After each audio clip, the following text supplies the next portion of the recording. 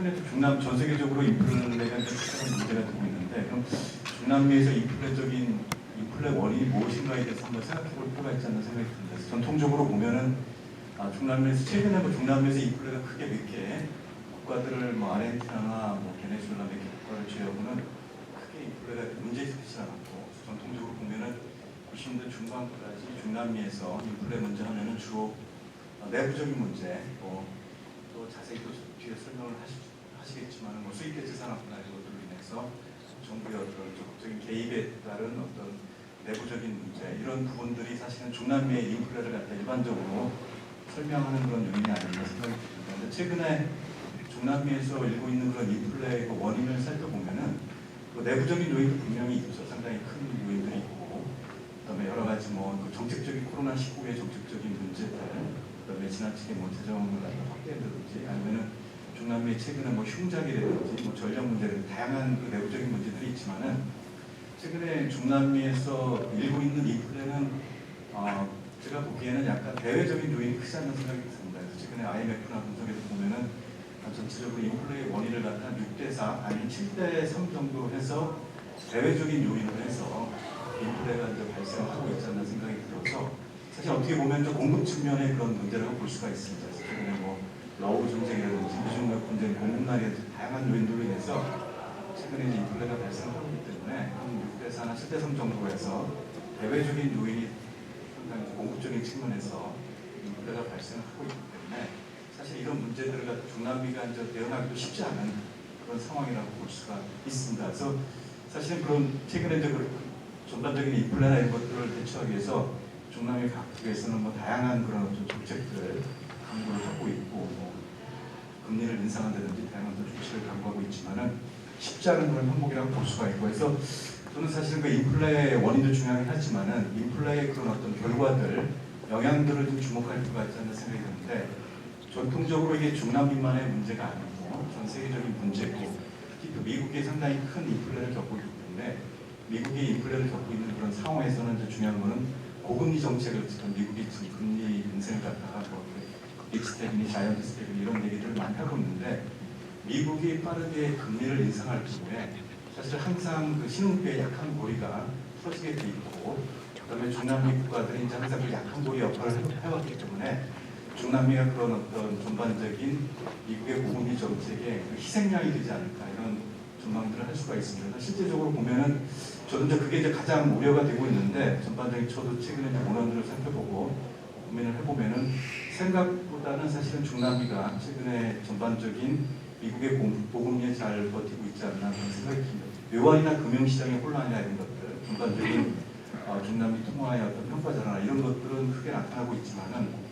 상대적으로 아직까지는 사실은 미국과 그다음에 중남미 국가들이 상당히 선제적으로 금리 인상 정책을 하면서 미국의 금리가 인상하게 되면은 주로 신흥국, 중남미국에서 이제 돈이 빠져나가게 되는데, 그런 부분을 어느 정도는 지금 억제하고 있는 그런 상황들. 그래서 미국이 또 얼마나 더 빠르게 금리 인상을 하냐에 따라서 중남미의 전반적인 그런 금융요한 시장의 불안이 과거에 보면 디폴트나 이런 사태보다 비화할 수가 있는데, 그런 부분을 갖다 저희가 좀 주목해서 좀 볼 필요가 있지 않나 생각이 들고요. 그다음에 대내적인 영향을 보면은 사실은 중남미가 과거에 비해서 사실은 그 인플레에 대처할 수 있는 그런 방안들이 많지가 않습니다. 특히 이제 금리 인상이 하나의 어떤 대책이 될 수가 있고, 또 다른 측면에서는 사실은 전반적인 어떤 물가 인상을 없애기 위해서 정부가 다양한 보조금을 통해서 물가 인상을 갖다가 이제 잠재우는 그런 조치를 취해야 되는데, 사실 금리 인상 외에는 지금 보면은 그런 정책을 실시하기 쉽지 않은 그런 형국이죠.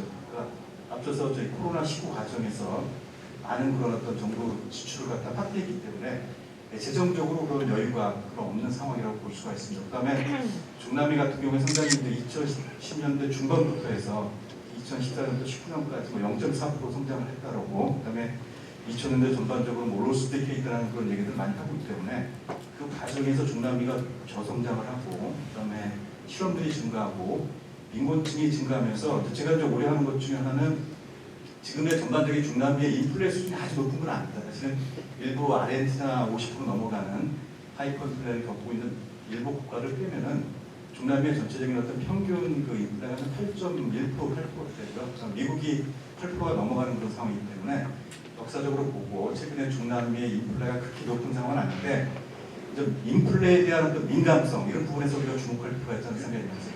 다른 국가들에 비해서 최근에 인플레가 아주 높지는 않지만은 사실은 중남미 국가들이 최근에 저성장에 또 경기 침체에 아니면 또 실업률이 높고 빈곤층이 증가하는 그런 상황에서 인플레가 높을 경우에 그런 거에 대한 또 민감도가 상당히 높아서 그거에 대한 전반적인 어떤 중남미 사람들의 불만이나 이런 것들이 이제 크게 나타날 수가 있고 이제 그러다 보니까 사실은 그런 부분에서 전반적인 어떤 최근에 코로나19 이후에 중남미가 이제 새로운 어떤 모멘텀을 마련하고 그다음에 새로운 컨센서스를 만들어가야 되는 상황에서 사실은 중남미 국민들이 최근에 그 인플레적인 현상들 때문에 정부의 어떤 그 정책이나 이런 신뢰들 그래서 최근에 중남미에서 나타나고 있는 문제들은 신뢰의 위기, 코로나19 후에 또 거버넌스의 위기 이런 얘기들을 많이 하고 있습니다. 실질적으로 그런 위기를 갖다 헤쳐나가는 데 상당히 좀 어려움이 있을 수밖에 없고 그래서 최근에 전반적으로 좀 말씀드리면 핑크타이드가 되게 최근에 확산되고 있지만은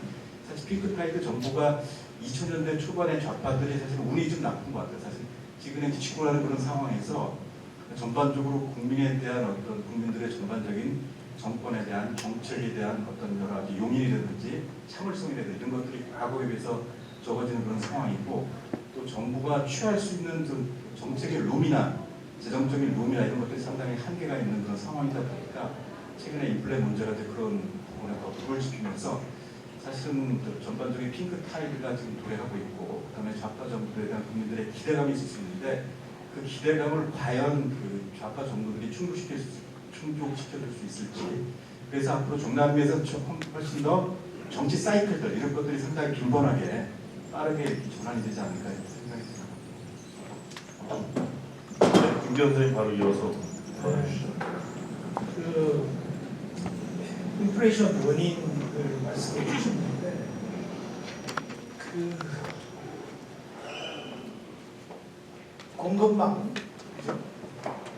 근데 그게 그 에너지하고 그 곡물 이런 게 차지하는 비중이 한 5%면 한 1.5% 정도밖에 안 된다고 해요. 사실 그 곡물하고 에너지를 제외한 그게 이제 변동률이 높으니까 그걸 제외한 코어 인플레이션 그죠? 그게 이미 3% 이렇게 가니까 단순히 뭐 공급망만의 문제는 아닌 것 같고 너무 많이 푸른 돈, 너무 많은 부채 이게 문제인 것 같고요. 그 인플레이션 제가 1985년 86년 1월에 멕시코에 갔는데 그때 멕시코의 인플레이션이 한 150% 정도 됐거든요. 그때의 삶을 말씀드리면 그 나라 사람들은 그냥 살아가요. 그 어떻게 살아가냐면 걔들 그 15일마다 낀세날 받으니까 그 받으면 물건 그냥 다 사서 놓고 그리고 또 이제 15일 후에 또 임금이 또 올라가니까 물가하고 임금 연동이니까 또 임금 올라서 받으면 또 그걸로 임금 올라서 받아서 그걸 또 물건 다 사놓고 이렇게 살아가고 외국인 같은 저 같은 경우에는 한국에서 생활비 오면 딱 오자마자 은행에 가면은 그거를 달러 돼서 그대로 다 회수하러 다 주거든요. 뭐 반만 받겠다, 반만 먼저 받겠다 얘기 안 되고 그냥 무조건 다 달러로 준단 말입니다. 그 달러로 딱 계산해서 그 나라 그 계좌로 딱 들어오니까 그럼 그 돈 다 찾아가지고 까사데 깜비오 가서 달러를 사는 거죠. 전부를. 그러면 거기서 한 50불 손해보죠. 그죠? 그러면은 950불 받아서 그것도 20달러짜리로 바꿔서 한 이틀에 한 번씩 가서 20달러 바꿔가지고 생활하고 또 20달러. 계속 올라가 20달러. 그 다음 은행에 가면 또 더 많고 더 많고. 그렇게 생활하고 슈퍼 가면은 매일같이 슈퍼 가면 사람들 하는 일이 아침마다 표딱지. 걔들은 가격표가 아예 적혀져 있지 않고 딱지 붙이잖아요. 가격 딱지. 그거 매일같이 내려가지고 다시 새 딱지 붙이고 새 딱지 붙이고 그렇게 살아가더라고요. 뭐 큰 어려움 없이 살아가는데 그래서 인플레이션 그 자체가 중남미인들의 삶에 사실은 크게 영향을 줄 거다. 뭐 구매력의 하락으로 큰 영향을 줄 거다. 그렇지는 않을 것 같아요. 그렇게 살아가면 돼요. 근데 문제는 뭐냐면 그 기존에 있는 중남미에 있는 그 돈들이 그 통화 가치가 하락하는 거죠. 그죠? 통화 가치가 하락하면서 그 돈들이 다 해외로 빠져나가면 그 나라 화폐 가치가 폭락하니까 그게 이제 문제가 되는 거죠. 그죠? 그게 문제가 되고 그러려면 그걸 막으려면 어떻게 합니까? 이자율을 올려야 되잖아요. 그래서 지금 중남미에 보면 이자율들이 브라질이 지금 12.6%, 멕시코가 8.6%, 콜롬비아가 11.6%, 칠레가 6.3%, 페루가 7.4% 지금 이래요. 굉장히 높은 이자율이잖아요. 그죠? 그렇게 이자율을 벌써 이렇게 올려서 그걸 막고 있는데 뭐 그러면 이제 결국은 이자율을 이렇게 올리면 경기 침체가 다가올 수 있고 이게 문제죠. 그죠? 이자율을 올리면 부채가 많기 때문에 부채가 이렇게 보니까 저도 오늘 또 뭐 이야기를 해야 되니까 그래도 구체적인 자료로 이야기를 하기 위해서 찾아보니까 부채가 정부 부채가 GDP의 71%예요. 그 다음에 비금융권이 부채가 GDP의 43%고 금융권 부채가 GDP의 26%고 가계부채가 GDP의 25%. 가계부채는 굉장히 낮죠. 우리는 가계부채가 GDP의 100%를 넘어섰는데 반면에 정부부채가 GDP의 71%니까 우리나라가 45% 뭐 50% 그렇게 많지 않다 이런 정도인데 71%니까 상당히 많지 않습니까? 그죠? 이런 부채가 문제고 그래서 이자율이 올라가면 이런 상당히 늘어난 부채가 문제가 돼서 이게 이제 진짜 문제가 될 것 같아요. 그 다음에 이제 외채 외부적으로 관련해서 외채 관련해서 보면 그 82년도에 중남미 외채 위기가 터졌을 때 GDP 대비 외채가 몇 프로인지 아십니까? 중남미 평균이 55%였어요. 55%. 그 중남미 경제 위기를 책에 보면 나옵니다. 그게 55%였어요. 55%였는데 지금은 얼마인가 한번 또 봤어요. 뭐 자료를 보다 보니까 있더라고요. 지금은 49%. 그때보다 조금 낮아요. 그러니까 이제 내채가 많은 거죠. 내채가 많지 외채는 생각보다는 많지 않더라고요. 예전보다. 주로 이제 국내 내채로 다 된 거고 49%인데 그러면 이 미국이 이제 이자율을 올린다. 근데 뭐 지금 미국의 목표가 내년까지 이자율을 3%로 올리고 그러면 인플레이션이 한 2%대로 내려오는 거 그게 목표예요. 최선의 목표입니다. 최선의 목표인데 그렇게만 될 수 있다면 별 문제는 안 될 것 같아요. 외채는 별 문제가 안 될 것 같습니다. 외채도 뭐 그렇게 많은 것은 아니고 이자율 한 3% 정도 됐다고 해서 큰 문제가 일어나지는 않죠. 그런데 과연 그렇게 될 수 있겠는가? 3% 정도 이자율 상승해서 미국의 인플레이션이 잡힐 수 있겠는가? 그게 의문이에요. 잡힐 수 있겠는가? 지금 빅스텝 0.5% 올려봐야 지금 인플레이션 지금 계속되고 있잖아요. 그죠? 그래서 그거에 달려있는 것 같아요. 만약 그게 계속 그렇게 된다면 뭐 크게 외채 문제 이런 건 큰 문제가 안 될 것 같은데 만약에 그렇게 안 잡혀서 뭐 이게 막 5% 이상 이렇게 막 올라간다면 미국의 이자율이 그러면 정말 80년대와 같은 그런 외채 위기를 중간기가 또 한 번 겪어야 되지 않을까 그런 생각을 해봅니다. 네, 선생님 근데 외채의 평균적으로는 예전보다 많이 호전돼 보이지만 이게 다 브라질이 내채가 많잖아요. 네, 내채죠. 근데 브라질 제외 다른 나라 같은 경우는 이 숫자가 훨씬 높을 거라고요. 그러니까 이제 외채 위기가 오면 이분하게 오는 게 아니라 이 국가별로 아마 다르게 파고가 올 텐데 여기 자료에 국가별로 있는데 있는데 제일 심한 게 파나마가 220%예요. 외채가 GDP 대비. 니카라과가 98%, 엘살바도르가 79%, 아르헨티나가 68%, 에콰도르가 59%, 콜롬비아가 58%, 뭐 이런 나라들이 평균보다 높고 멕시코는 중남미 평균보다 작아서 45%, 브라질은 39%, 페루가 38% 이런 식이었고 그때 80년대 외채 위기, 중남미 경제 위기의 책에 보면 나오다시피 제일 심각한 나라가 볼리비아였는데 볼리비아가 한 150% 정도 됐었거든요. 그거랑 비교가 좀 될 것 같아요. 앞서 호명한 국가들에 대한 투자는 좀 자제해 주시기 바라면서 다음으로 김영석 애널리스트 모시도록 하겠습니다. 네, 저 마이크 워크 말씀드리겠습니다. 잘 들리십니까? 네, 네. 아, 죄송합니다. 마스크 워크 말씀드리겠습니다.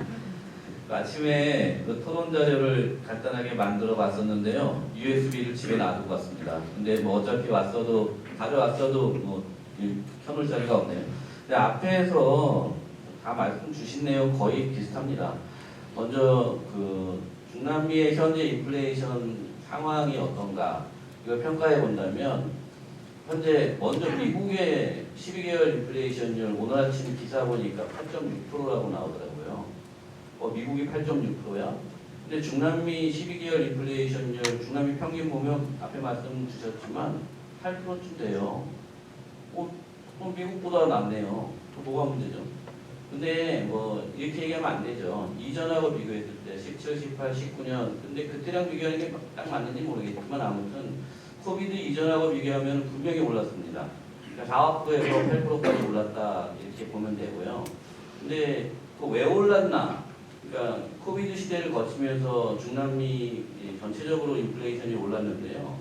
사실 그것도 당연하게 유추할 수 있습니다. 그 기간 동안에 그 코로나 사태에 대응하기 위해서 전 세계가 뭐 중남미뿐만이 아니라 확장적 재정 정책, 통화 정책 추진했잖아요. 미국은 금리 계속 제로 금리 수준 유지했고, 그뿐만 아니라 다른 나라들 중남미 국가들도 사실은 초저금리까지 내렸습니다. 브라질의 기준금리가 2%까지 떨어졌으니까요, 셀릭이. 근데 그 14%에서 2%까지 떨어졌던 셀릭이 지금 다시 뭐 10몇 프로까지 올라왔어요. 12.6%. 네, 아무튼 그래서 그 시기에 재정 정책도 확장적이었고 통화 정책도 확장적이었고 그 다음에 뭐 소위 말하는 긴급 재난기금 뭐 이런 것들 뭐 긴급 재난지원금 지급 이게 많았잖아요. 거기에 따라서 굉장히 참 아이러니한 그런 기사들이 나왔죠. 브라질의 빈곤율이 코로나 시기에 오히려 떨어졌습니다. 왜냐하면 정부에서 매월 지급해주는 재난지원금 추가 소득이 생겨가지고 빈곤율이 오히려 떨어지는 경기는 침체했는데 근데 뭐 그건 일시적인 효과였겠지만 아무튼 그만큼 돈이 많이 풀렸다는 겁니다. 시중에. 그래서 결국은 코로나 시기에 인플레이션이 상승하는 건 당연했던 거고요. 그래서 이 정도 수준까지 왔습니다.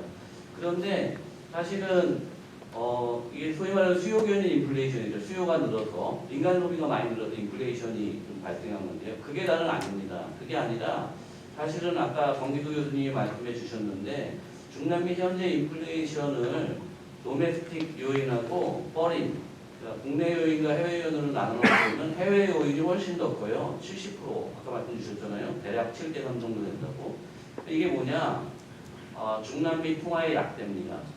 그러니까 미국이 제로 금리를 계속 유지하고 뭐 그랬다 하더라도 아무튼 코비드 기간 동안에 중남미 통화가 원래도 약세였는데 더 크게 약세로 바뀌었어요. 쉽게 예를 들면 콜롬비아 페소와 대략 3,000페소 했잖아요. 1달러에 3,000페소 하던 게 지금 4,000페소입니다. 그 다음에 대략 빼로 그냥 한 3돌 하던 게 지금 4돌이고요. 대략 말씀드리면 그렇습니다. 그 다음에 브라질 4헤알, 달러당 4헤알 하다가 6헤알 갔다가 지금 5헤알로 떨어져 있긴 한데 아무튼 통화 약세, 여기에 따른 수입 물가 상승 이런 것들이 사실은 거의 한 70% 상영한다고 하고요. 근데 문제는 뭐냐면 그동안의 인플레이션은 사실은 다 수요 견인 인플레이션이에요. 근데 올해 들어도 상황이 바뀐 겁니다. 수요 견인 인플레이션은 적절한 대응을 하면 좀 대응이 되는 것 같습니다. 그래서 사실은 중남미 거의 모든 나라에서 2021년 들어가지고 그때부터 금리 인상 시작했잖아요. 그래서 미국 브라질 금리가 지금 10몇 프로까지 올라온 거고 긴축 정책으로 물가 상승에 대응을 이미 하고 있었어요. 그래서 잘하면 어쩌면 올해 들어서 뭐 이게 좀 둔화세로 전환될 것 같다는 기대가 있었는데 이 상황에서 빵 터진 게 우크라이나 사태입니다. 우크라이나 사태가 터지면서 이제 이게 수요 견인 인플레이션이 아니라 이게 서플라이 쇼크니까 공급 비용 인상 인플레이션 현상이 미국 국가에서 나타나는 겁니다. 근데 중남미 국가들은 이게 둘로 나눠서 봐야 됩니다. 에너지 수입국이 있고 에너지 수출국이 있습니다. 또는 원자재 수출국, 또 원자재 수입국 이렇게 크게 볼 수도 있는지 모르겠어요. 대부분 원자재 수출국이긴 한데 아무튼 이게 무슨 말이냐면 우크라이나 사태로 인한 공급 충격 제일 크게 느끼는 게 우리 지금 물가 인상이잖아요. 다른 거 다 그만두고 기름값이 너무 올라가지고 지금 뭐 2,000원 넘었던데 이게 이제 겹쳐지니까 그러니까 이런 경우에는 사실은 대응하기가 좀 곤란한 건데 근데 중남미 국가들은 이게 그러니까 브라질 같은 나라는 6개월이 5개월 됐잖아요. 이것 때문에 그런 겁니다. 기름값이 인상되니까 원자재 수출국이다 보니까 원자재 수출국들한테는 오히려 통화 강세 요인으로 작용하는 측면이 있어서 그래서 뭐 이 두 가지 효과가 같이 나타나고 있다. 그런데 아무튼 그 외에 또 사실은 중남미 통화가 약세인 이유에는 중남미 국가들의 그 과도한 재정 적자 또는 정부 부채에 대한 이런 문제들이 있는 거긴 하지만 아무튼 제가 볼 때는 일단 첫째, 중남미 인플레 뭐 그렇게까지 걱정할 수준은 아니다. 미국보다 낫다. 둘째, 상당 부분의 원인이 그 외부적인 요인에 의한 거였다. 중남미 내부적인 요인에는 이미 국가들이 잘 좀 적극적으로 대응하고 있는데 대응하기 곤란한 외부적인 요인이 많은 부분을 차지하고 있는데 그 역시도 나라마다 또 다르지만 뭐 이렇게 인플레이션 좀 뭐랄까 그러니까 판정에 미치는 영향이 다르다. 그러니까 뭐 통화 강세로 그러니까 브라질 같은 경우는 뭐 그렇지 않은 이 석유 수입에 대한 의존도가 높은 국가는 반대 영향이 있긴 하겠지만 큰 나라 위주로 봤을 때는 그래서 그냥 좀 앞으로 괜찮아질 것 같다. 예, 그런 기대를 하고 있습니다. 예, 너무 걱정할 필요 없는 것 같습니다. 감사합니다. 네, 걱정하지 말라는 김영석 교수님의 의견이 있었습니다. 네, 김영석 교수님.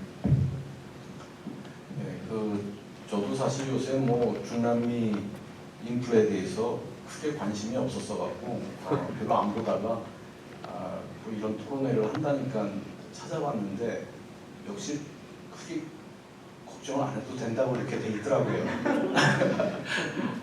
왜냐하면은 이게 이제는 올라가는 인플레가 한 2배 정도 돼서 한 8% 정도 될 것 같다. 뭐 10% 정도 될 것 같다. 만약에 이렇게 되면은 사실 저도 계속해서 인플레에 관심 없이 그냥 넘어갈 것 같아요. 사실 뭐 중남미에서 인플레이율 10%, 12% 된다고 해서 여러분들이 내년에 그렇게까지 관심을 가실까? 별로 안 가실 것 같아요. 그러면 뭐 그냥 넘어가겠죠.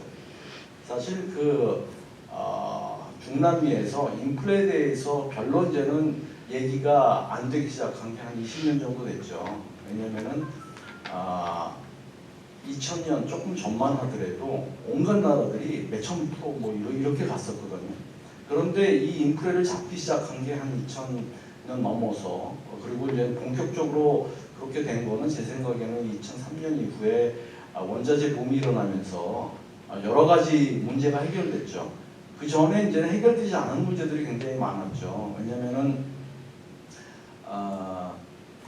공공 지출 적자가 많이 나고 그 다음에 이제는 무역 수지 적자가 나고 그러다 보니까는 뭐 외채가 늘어나고 외채 갚아야 될 돈이 많고 그러다 보니까 인플레가 있고 그래서 이게 해결이 안 됐어요.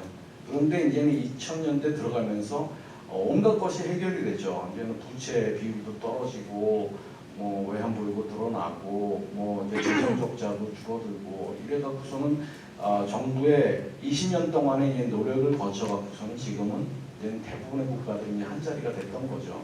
그래서 한 자리 내지는 뭐 한 10% 좀 넘는다고 하더라도 누가 관심을 갖겠어요. 실내에 넘어가겠죠. 그런데 제 생각에는 이게 이제는 경기 침체는 와야 되겠죠. 왜냐면은 이 그동안에 돈 푼 게 있고 그리고 뭐 인플레도 좀 높아진다 그러니까 이자율을 좀 높여서 이 정도는 그동안의 푼 돈에 대해서 뭐 회수하고 그러자면은 이 경기 침체가 올 거란 말이에요.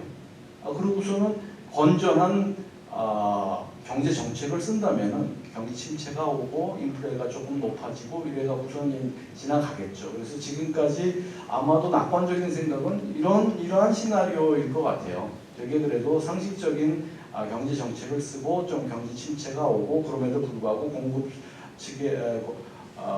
부분에 이제는 문제 때문에 인플레가 높아지고 그런데 이제는 과연 그 옛날 기억으로의 회귀가 오지는 않을까라는 걱정이 조금은 있긴 있을 것 같아요. 왜냐면은 경기 침체가 이제 오래되면은 정권이 바뀔 수도 있고 정권이 바뀌면은 또 새로운 또 실험을 할 수도 있고 또 파퓰리즘이 올 수도 있고 그런 것이 저는 걱정일 것 같아요.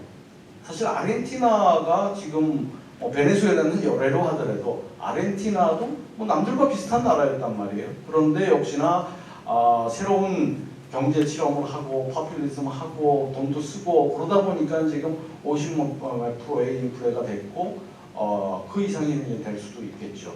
그리고 인플레가 그냥 50몇 프로가 되면은 또 이제는 시너지 효과가 있어갖고서는 거기는 이제는 그 인덱세이션을 많이 해갖고서는 일단 높아지면 이게 걷잡을 수 없이 높아질 수도 있거든요.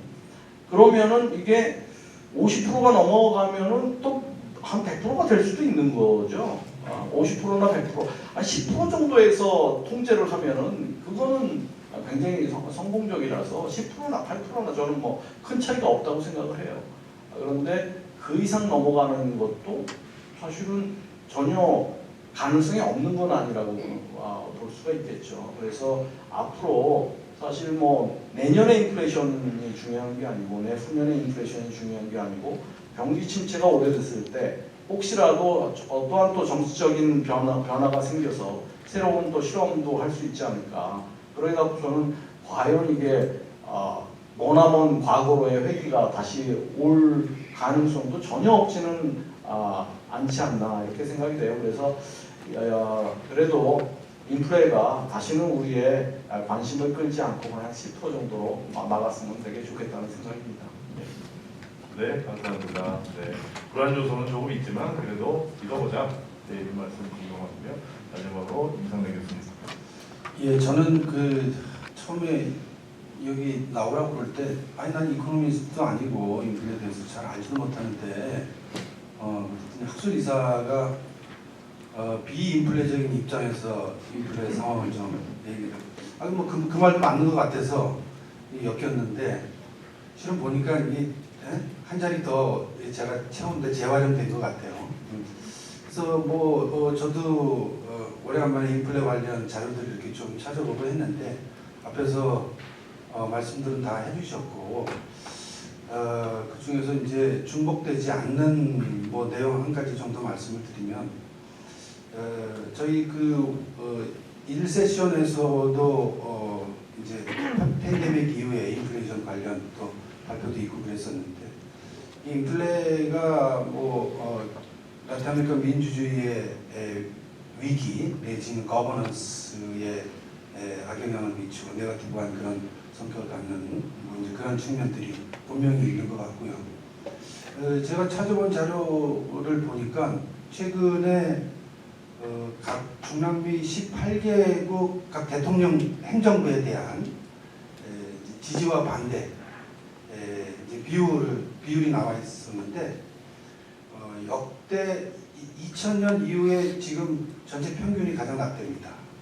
그래서 기억으로는 멕시코 암노 정부에 대한 지지가 50% 조금 더 상회하면서 가장 높은 걸로 나와 있고 아르헨티나 그다음에 페루 이런 데는 거의 한 80%가 정부를 지지하지 않는 반대하는 현 정부에 대해서 그런 이제 통계들이 나와 있더라고요. 그래서 근데 이제 거기 국가마다 다 뭐 이제 요인들은 다른데 공통적인 게 두 개입니다. 하나는 팬데믹 이후의 경제 침체, 또 하나는 거의 대부분이 인플레입니다. 그래서 이런 측면에서 볼 때도 다행히 인플레가 그렇게 높지 않을 거라고 전망들 하셨으니까 그나마 다행이긴 한데 그럼에도 불구하고 여하튼 취약한 중남미 이 거버넌스라든지 정치 상황을 볼 때 여전히 위기 요소다, 위협 요소다 이렇게 말씀드릴 수 있을 것 같습니다. 네, 감사합니다. 정치 변동의 여지는 여전히 있다. 왜냐하면 크게 많이 좋아질 것 같지는 않다. 혹시라도 잘못될 여지가 분명히 뭐 있기 때문이다라고 말씀해 주셨습니다. 예, 김기현 선생님, 뭐 자유롭게 하시고 그다음 플로어에서도 뭐 언제든 경제학자님께서 가장 정통파 경제학자님께서 인플레이션 크게 걱정 안 해도 된다고 말씀하셔서 제가 한마디 말씀드려야 될 것 같아요. 지금 미국의 인플레이션이 8.6% 최근에 이자율이 지금 뭐 1.0%입니까 지금? 1%죠? 1%. 그러면 실질금리가 마이너스 7%예요. 은행에 돈 예금해 놓으면 1년에 그냥 7%씩 그 가치가 떨어지는 거예요. 그게 한 2년, 3년 가면 한 20%의 가치가 떨어집니다. 그러면은 그 돈을 그 넣어놓는 사람이 바보죠. 은행에. 그죠? 그러니까 그 돈을 찾아서 주식에 투자를 하든 부동산에 투자를 하든 금을 사든 해야 되는 게 맞잖아요. 근데 왜 못하느냐? 지금 사람들이 왜 못하느냐? 자, 그렇게 하려고 하니까 페드가 포워드 가이던스라 그러죠. 급을 주는 거예요. 한번 해봐. 금리 확 올릴 거야. 금리 확 올려버리면 망하죠. 투자한 사람들이죠. 그러니까 이제 계속 그 싸움을 하고 있는 거예요. 지금 그 싸움을 하고 있잖아요. 그러니까 페드가 지금 금리는 못 올려요. 막 워낙 부채가 많기 때문에 그 금리 아까도 말씀드렸지만 중립금리라고 3% 그러니까 경기 침체도 크게 영향을 안 주면서 인플레이션도 잡을 수 있는 그 그런 걸 중립금리라고 그러는데 중립금리가 한 3% 정도를 하고 그래서 그 3% 정도 잡으면 경기도 크게 침체시키지 않으면서 인플레이션도 좀 잡을 거 그거 최상의 것을 예상을 하고 있는데 그런데 이제 그렇게 하려고 하고 있는데 만약에 이제 이 돈을 가지고 현금을 갖고 있는 사람 특히 누굽니까? 진짜 무서운 사람들은 한국, 일본, 중국, 대만 이 사람들이에요. 이 사람들이 그 현금 보유고로 미국 채권 다 가지고 있잖아요. 미국 채권의 4분의 3입니까? 4분의 3을 이들하고 사우디아라비아가 다 가지고 있어요. 이 사람들이 달러에 대한 신뢰를 잃어버리면 그냥 세계가 그냥 끝날 수도 있어요. 그러니까 패드는 계속 이제 금만 주는 거예요. 올린다 그러면서 안 올리고 올린다 그러잖아요. 그게 막 줄다리기를 하는 거예요. 지금 줄다리기를. 근데 과연 그게 패드가 원하는 대로 3%의 인플레이션 2%대로 그게 내년까지 그 목표를 달성할 수 있을까? 저는 굉장히 어렵다고 봐요. 그러면 길은 두 가지잖아요. 하나는 정말 하이퍼 인플레이션으로 가서 달러 가치의 폭락, 아니면 하나는 완전히 금리를 어쩔 수 없이 금리를 막 7%, 뭐 5, 6% 이렇게 올려서 정말 그 경기 침체, 세계적인 대공황 이 양극단밖에 길이 없지 않는가 싶어요. 그게 우려가 돼요. 그렇게 될 경우에는 뭐죠? 그러니까 중남미 경제도 그렇게 달려있는 거예요. 여기 달려있고 과연 페드가 그 원하는 대로 저도 그렇게 됐으면 좋겠어요. 3%에 한 2%로 그렇게 잘 됐으면 좋겠는데 과연 그렇게 될 수 있을까? 과연 그렇게 될 수 있을까?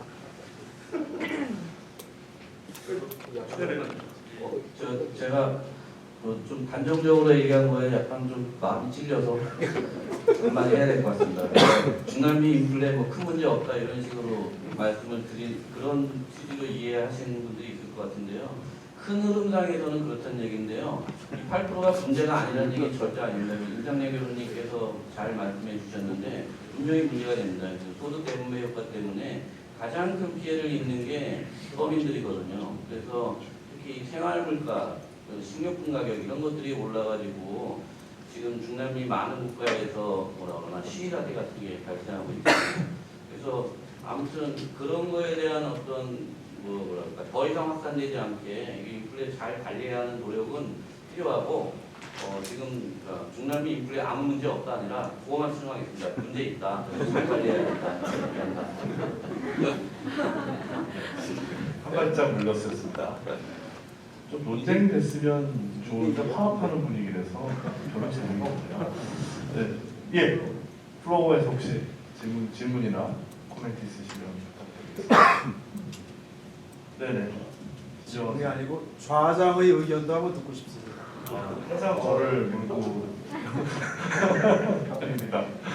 감사합니다. 기회를 주셔서. 뭐 의견이라기보다도 저는 역시 개별 국가의 어프로치가 달라야 된다고 생각을 하고 그다음에 중남미가 그동안에 갖지 못했던 무기 역시 원자재인 거죠. 그러니까 21세기 들어오면서부터 전례 없는 붐을 구가했고 근데 사실상 그 붐으로 별로 얻은 게 없다고 우리는 생각했는데 지금 돌이켜보면은 그 붐 덕에 그나마 지금 이제 이렇게 되는 거 아닌가 생각이 되는데 어쨌든 이제 중국 경제가 좀 침체로 들어선 다음에 바로 이제 원자재 붐이 꺼지고 중남미가 어려워졌는데 그 다시 살아날 수 있을까 하는 의구심이 지난 한 뭐 5, 6년 동안 5, 6년 전에 또 있었는데 역시 보니까 다시 원자재가 더 크게 세게 부활해 가고 있는 느낌이 들어요. 그래서 이게 과거에는 없었던 과거의 하이퍼 인플레이션 시대라든가 지난 5년 전 저성장 시대에는 없었던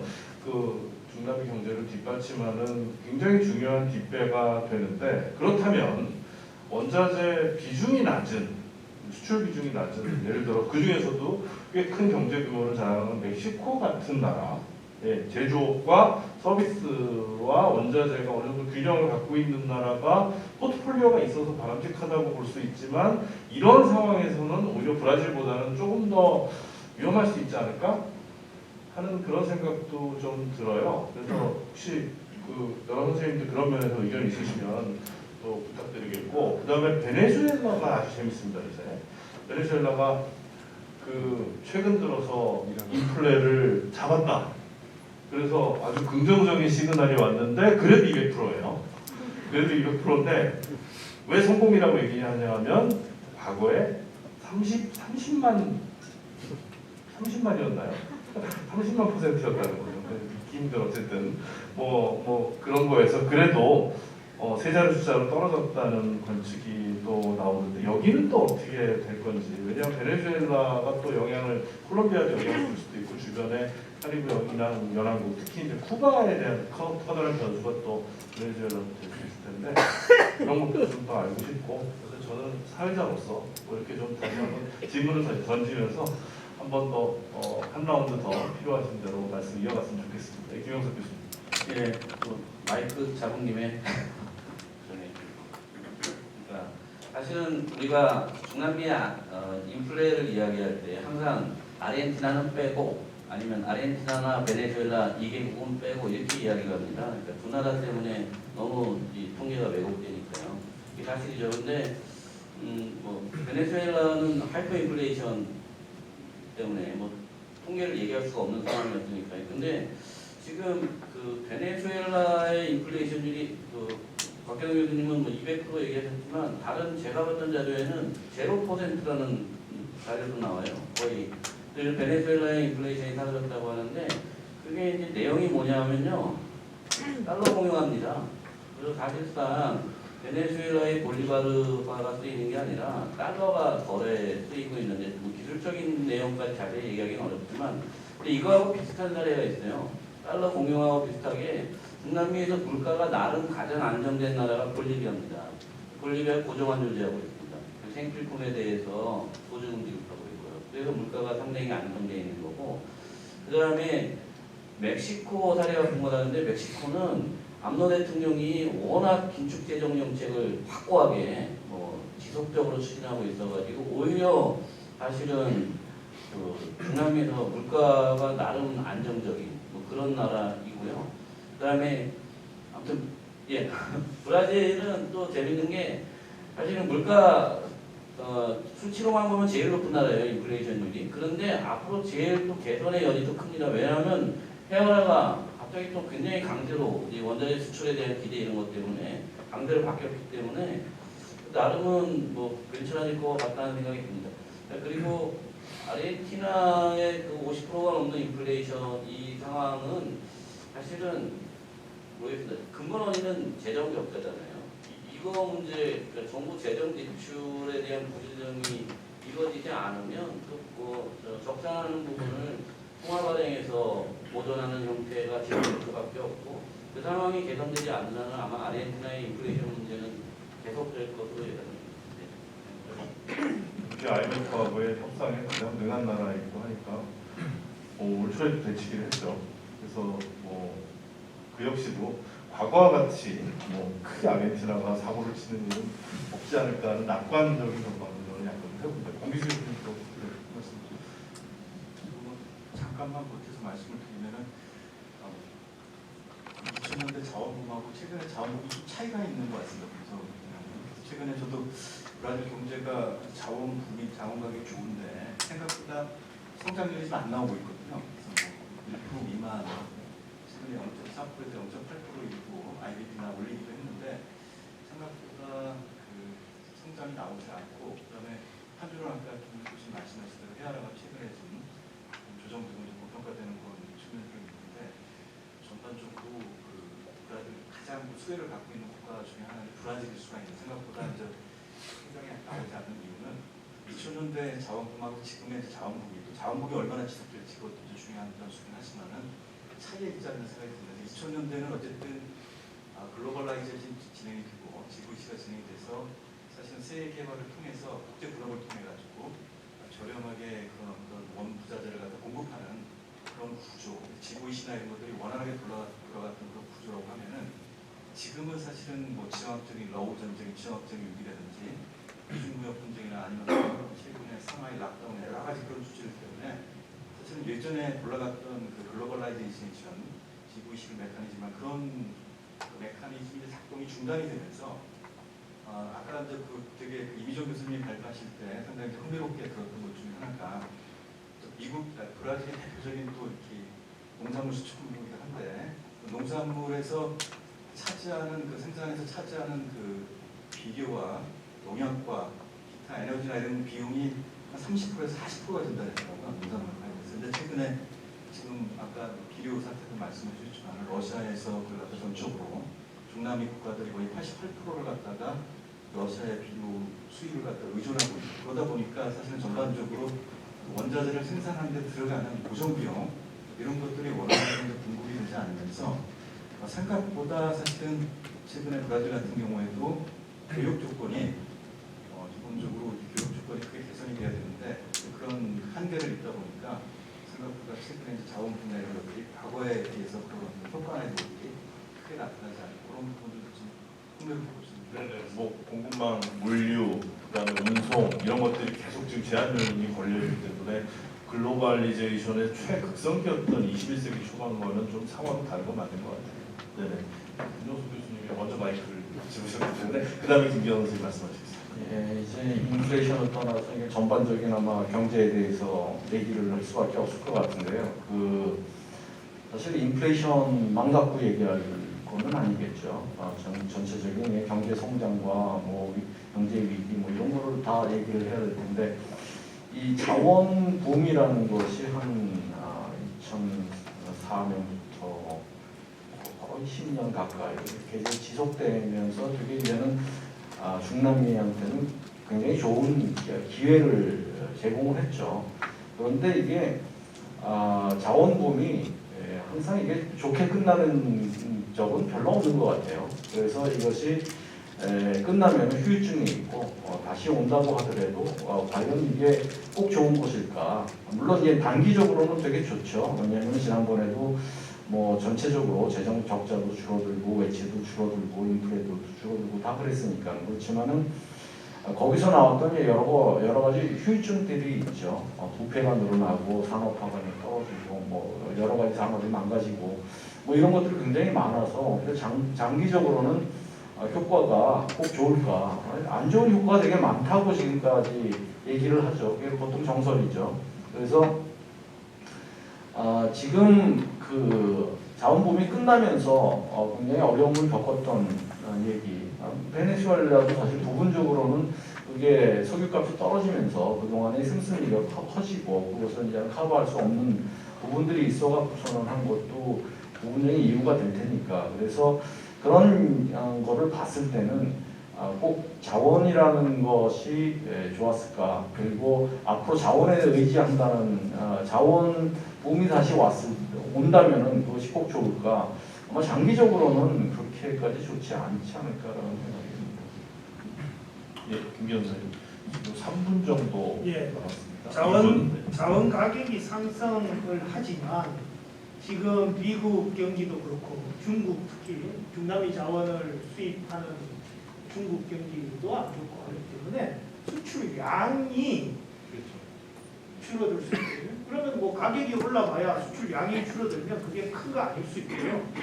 그 80년대 보면은 멕시코하고 베네수엘라가 석유 수출 국가였잖아요. 그래서 그 80년대 초에 그 유가 2차 오일 쇼크 때 유가 상승하면서 엄청나게 돈을 벌죠. 근데 그 나라들이 왜 외채 위기를 겪었습니까? 멕시코하고 베네수엘라가 이자율 상승, 물론 이자율 상승이죠. 그죠? 이자율 상승인데 미국이 뭐 폴 보크 들어와서 이자율 10% 갑자기 급격하게 올리긴 했는데 그때 그 책에 보면 이자율 상승해서 갚아야 될 돈보다 석유로 해서 벌어들이는 돈이 훨씬 더 많았어요. 근데 왜 외채 위기를 겪느냐? 자기 나라 돈 이자율 오르고 막 그러니까 전부 다 돈을 다 해외로 다 빼돌리는 거예요. 해외로 다 빼돌리는 거죠. 미국으로 다 달러 사서 다 빼돌리는 거예요. 그러니까 무너진 거예요. 그러니까 이게 신뢰 경제는 신뢰인 것 같습니다. 신뢰도 기대 인플레이션 뭐 이런 것들. 지금 현재 인플레이션보다 더 중요한 게 기대 인플레이션이고 어떤 경제 미래에 대한 불안, 신뢰 이거죠.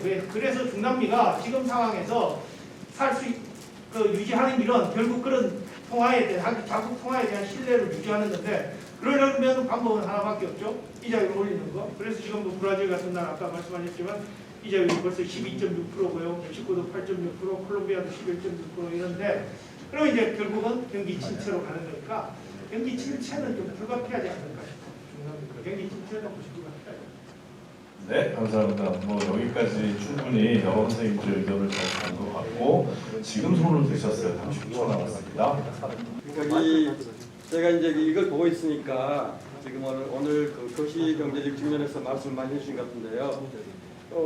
글씨를 조금만 써놓으셨네요. 생태 문명 전환과 불평등이라고. 그러니까 실제로 이제 인플레이션 위기가 생태 문명 전환과 불평등의 문제에 저는 그래 개인적으로 초점이 좀 맞춰졌으면 좋겠다는 생각이 들거든요. 그래서 시간 없으니까 혹시 그 생태 문명 전환과 불평등의 문제와 인플레이션에 관해서 혹시 생각하고 계신 문제가 있으면 누가 말씀해 주셔도 상관없는데요. 한마디 말씀 부탁드립니다. 말씀해 주시면.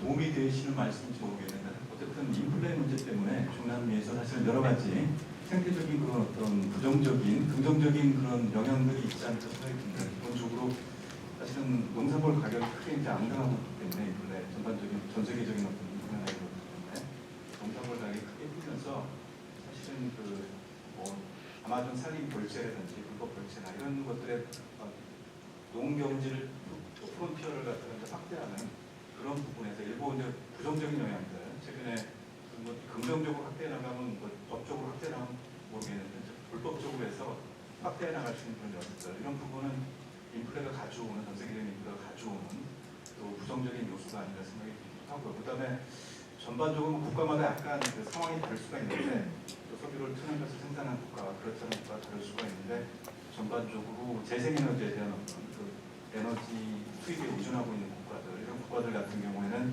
기본적으로 재생에너지의 전환을 갖다 촉진시키는 그런 요소로 해서 인플레가 작동을 할 수 있지 않나 이런 전망들이 있는 것 같습니다. 그런 측면에서 한번 접근을 해볼 수 있지 않나 생각합니다. 네, 맞습니다. 뭐 위기의 시대에는 항상 대안을 찾게 마련이고 그것이 지속 가능성과 맞닿아 있는 부분이기 때문에 아마 생태문명 차원에서는 다소 긍정적인 새로운 기회가 또 열릴 수도 있는 이런 상황이 아닌가 싶습니다.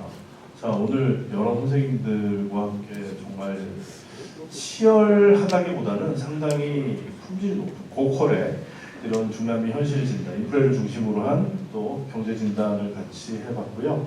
뭐 3프로TV보다는 저희가 훨씬 나은 것 같아요. 네. 그래서 저희는 3프로TV 거부한다 이렇게 말씀을 드리고 앞으로도 이런 기회를 좀 자주 만들어서 비단 이 분야뿐이나 학회가 있을 때마다 다른 분야에서도 전문가 선생님들 모셔서 심도 깊은 라운드 테이블을 시간을 두고 좀 진행을 해보고자 합니다. 그리고 마지막으로 제가 다른 지역을 좀 공부하다 보니까 못하는 애들 중에서는 중남미가 제일 낫습니다. 제일 낫습니다. 지금 뭐 스리랑카나 이집트 들여다볼 수가 없습니다. 그나마 우리는 이제 중남미를 놓고 이렇게 이제 앞으로 잘 될 요인 아닐 요인들을 충분히 얘기할 수 있는 거니까 그래서 한번 비교지역학적 관점에서 이렇게 보면 아마 거시적으로 충분히 이 중남미야 전 세계 경제에서 포지셔닝이라든가 이런 거를 좀 볼 수 있지 않을까. 그래서 저는 좀 더 낙관적인 쪽으로 좀 생각을 합니다. 80년대와 분명히 이제 다른 상황이 내성도 생겼고 거버넌스도 호전된 이런 모습을 보이고 있다는 거 말씀드리면서 앞으로 계속 모니터링을 한번 해보시고요. 뭐 기회가 된다면 내년 이맘때 똑같이 모셔서 한번 그때 했던 말씀들 다시 한번 반추해 보면서 상황 진단하는 기회도 가져봤으면 합니다. 예, 경청해 주셔서 대단히 감사드리고요. 감사합니다. 무엇보다도 5분의 패널 여러분 감사드립니다. 네.